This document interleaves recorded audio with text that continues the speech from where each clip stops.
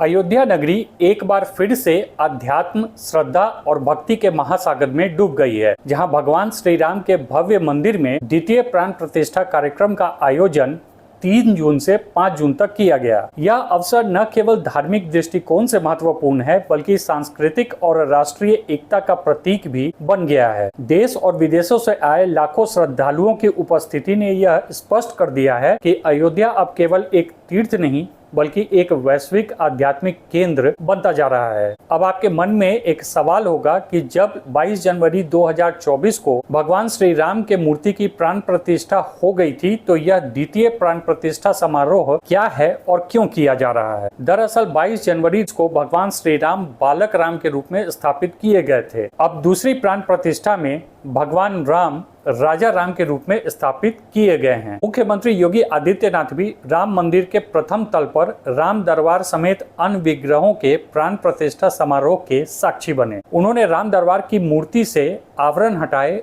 और नेत्रों मिलन की भी प्रक्रिया पूरी की। राम मंदिर के पहले तल पर राजा राम का जो दरबार स्थापित हुआ है, इस दरबार में भगवान राम उनके अनुज लक्ष्मण, भरत, शत्रुघ्न, माता जानकी और सेवक हनुमान के साथ हैं। राम दरबार के लिए सूरत के कारोबारी मुकेश पटेल ने हीरे और सोने चांदी के आभूषण दान दिए हैं। विश्व हिंदू परिषद के राष्ट्रीय कोषाध्यक्ष दिनेश नेवादिया ने कहा कि दान दिए गए आभूषणों में 1000 कैरेट का हीरा, 30 किलो चांदी, 300 ग्राम सोना और 300 कैरेट रूबी से 11 मुकुट बनाए गए हैं। इसके अलावा गले का हार, कान के कुंडल, माथे का तिलक और चारों भाइयों के लिए धनुष बाण भी हैं। इन आभूषणों को चार्टर्ड प्लेन से अयोध्या लाया गया और इसे राम मंदिर ट्रस्ट को दान किया गया। इसके अलावा अन्य उप मंदिरों में भी स्थापित मूर्तियों की प्राण प्रतिष्ठा हुई। इसमें परकोटा के ईशान कोण पर शिवलिंग, अग्नि कोण में प्रथम पूज्य श्री गणेश, दक्षिण भुजा के मध्य में महाबली हनुमान, नैऋत्य कोण में प्रत्यक्ष देवता सूर्य, वायव्य कोण में माँ भगवती और उत्तरी भुजा के मध्य में अन्नपूर्णा माता के विग्रह